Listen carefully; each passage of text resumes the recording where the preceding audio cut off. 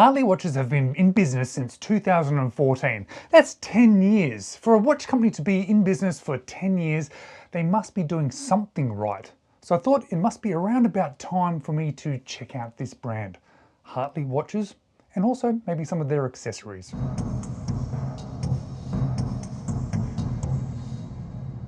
Hello, you're watching James. My name's James, you're watching me, and I am talking about watches, and I'm talking about a brand called Hartley. Hartley watches, in particular the watch that I'm going to show you today from their Legacy series, is what I'll describe as a sporty style watch with a dressy element.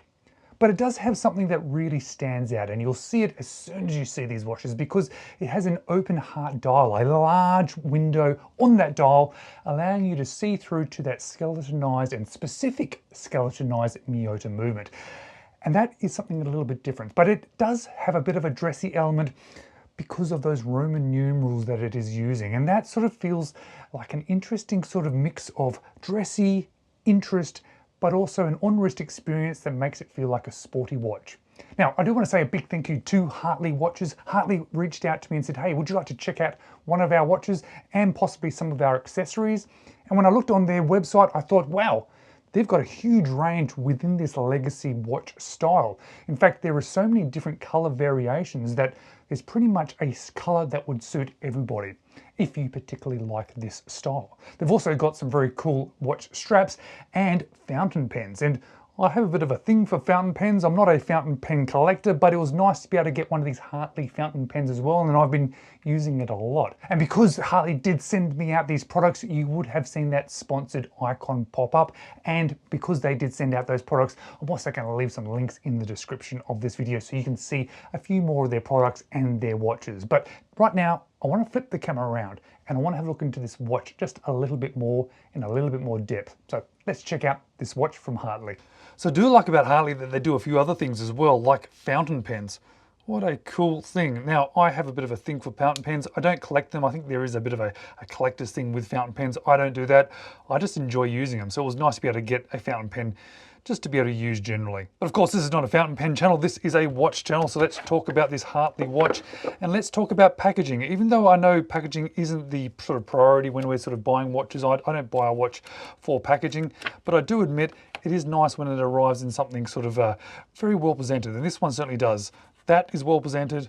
This is well presented, has this nice sort of fabric cloth, and then has this proper sort of wooden case button, and it really does present nicely, showing off the Hartley logo and the watch itself with the additional strap that they were nice enough to provide for me as well. Now, every time I pick up this watch, I have to admit I'm rather surprised by the weight of it. And I think a lot of that has to do with this bracelet, but it has a real substantial feel to it. But it also really has sort of an interesting mix of what I think is sort of a sporty sort of style and look, and certainly a sporty on-wrist sort of presence. But with the sort of design of this watch, it has a almost dressy sort of office type wear experience too. So it's a dressy everyday watch. But of course, when you're looking at this dial, there's something that stands out immediately, and that is that skeletonite section of there. But I'm going to come back to that because I want to talk about this movement a little bit and that particular skeletonized section. Let's talk about what surrounds it first, just to give it a bit of context in regards to the style of the watch. Because we have like a matte black sort of finish that goes around the outside, allowing those polished Roman numerals to then be applied on top, as well as the Hartley logo. And those polished Roman numerals match in nicely with those polished hands. And those hands have a bit of a sort of a fold in the center, so it gives you a bit of a nice sort of element, and it plays with the light a little bit. The second hand is also polished, and there's actually a little bit of lume on this watch. So let's check that out before we go any further. Now, I'm not going to say that that is particularly amazing lume. It's just on the hands, and it's also struggling to get in focus there, so I apologize for that. So it just gives you a bit of an approximation of the time. Now, that sort of lume doesn't worry me too much for this style watch because I'm not going to be really using that lume to tell the time. What I actually do appreciate about the lume being on this is just how it sort of sits on those hands, making it a little bit more legible. Because if they had no lume on them and they were just all polished steel, I think they would get a little bit lost on the dial, especially with that sort of main feature of the watch, that skeletonized movement that you can see. So I think it just assists with the reading of the watch during daylight hours, not so much after dark. And that dial there is covered by a piece of flat sapphire crystal. So let's use our Diamond Select to test that. Yep, there's a piece of sapphire crystal. This one also has a see-through caseback, so let's test that whilst we're here. Yep, that's a piece of sapphire crystal too. A nice strong reading there. And I think having that sapphire crystal front and back does give you a little bit of a hint about the quality of this watch and about how this watch is being presented in the market as something not specifically affordable, but something that is actually something a little bit nice. Let's talk about size, because that may affect your choice about whether this is a watch for you. The case across those wings is 43 millimeters. On an angle away from those wings, it's 42.9. It has a thickness of 11.1, a lug to lug of 46.7, a lug width of 20 millimeters. And on this bracelet, with all the links still in it, it is 181.5 grams. As I said, this one has a little bit of weight to it. So the solid bezel has a really interesting shape to it, surrounding that sort of black insert below the crystal, but it has a vertical brushing there, which is in contrast to the rest of the watch, which is all polished. And as you can see, it has these sort of wings on there. Sort of reminds me of a slightly more famous watch, but what it does is it kind of balances out that crown guard area there, which I actually quite like. I think it really balances the watch and gives it that sort of sports watch feel to it. But all polished, tops of the lugs are polished, sides are polished, crown guards are polished, and then it shows off and protects slightly this guarded crown here. The crown is screw down, giving this watch only 50 meters of water resistance, which does surprise me a little bit. But what it does do is it also has hacking. And this is what I want to talk about next, because I want to talk about this movement, because I think this is a key feature of this watch. It will either make or break this watch for you personally, whether or not you like seeing that or whether you don't like seeing that. So this is one of the Miyota specifically skeletonized versions of their movements, and it is actually a really cool movement to see from both sides. But what I particularly like from seeing on this side is when you are actioning the crown, because when you push it in, you can see all the movement of all the things that you're doing. When you're winding it up, you can see the crown actioning away. You can see it beating through the front of the dial there. And this particular Miyota sort of skeletonized movement does have some really nice look to it, finishing to it, and it is quite interesting. And you can see by the specifications written onto that rotor there, it is a Miyota Japan-made movement, also listed with the Hartley logo just there right near the center. But it's also a pretty good looking movement from the back as well as the front. You can also see around that screw down caseback, it's got 50 meters of water resistance, a sapphire crystal, and that automatic movement. And what I like to do when I have movements, especially movements I haven't really seen before or haven't experienced before, is put them on my time grapher to see how this one is performing. Now, I'm not sure exactly which movement within the Miyota range this one is, so I'm not perfectly exactly sure of which lift angle to use. So I'm just going to use the standard 52 and see how it shows up. Well, I'm pretty pleased with those figures. You can see it's beating at 21,600 vibrations per hour, just above 0 for beat error, nice healthy amplitude, and it's sitting at a very nice rate. I've had it sitting here for a little while and it seems to be about +2, -1, but pretty much sitting at 0 the entire time.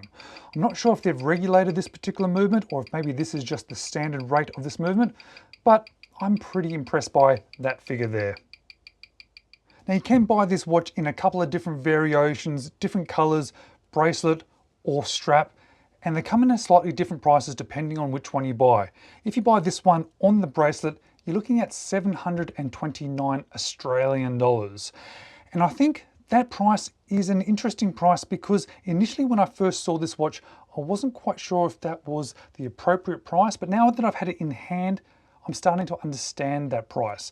And it has partly to do with the bracelet because the quality of the bracelet is actually really nice, but it's got a couple of little issues.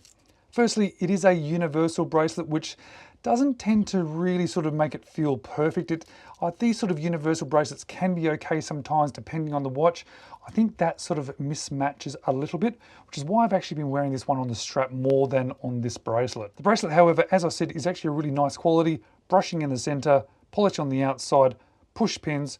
It does have a fold over, double deployant and milled internal clasp system. But you can also buy it on this leather strap, which is how I've been wearing this watch a little bit more, or you can buy it as an aftermarket accessory. It has an all polished sort of buckle and tang there, an okay sort of quality tang, nice color, feels nice, smells like leather. And I definitely feel that on an on-wrist experience, it is sort of better with the strap, for me personally anyway. This is my 17 centimeter wrist, and you can see it sits down really nicely on that, hugs down nicely, and it has a real sporty sort of dressy feel to it. Or at least that's how I keep describing this watch, because that's how I keep feeling like that is what the watch is looking like.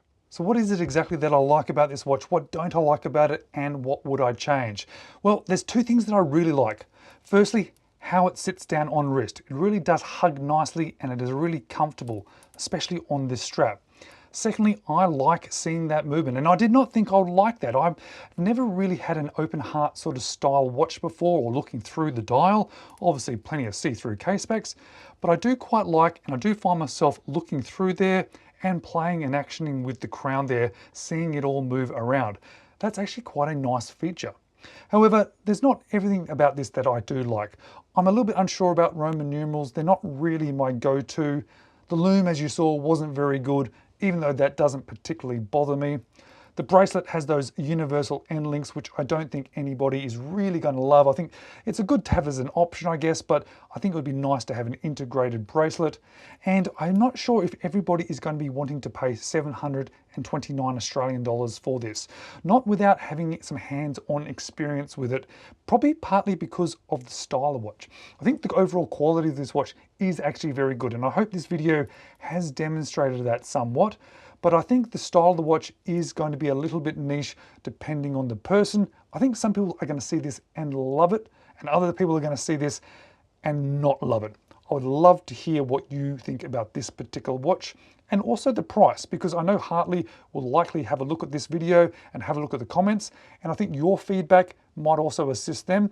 I want to say thank you to Hartley for letting me have this watch, because it has been a different style of watch than I would normally generally gravitate towards.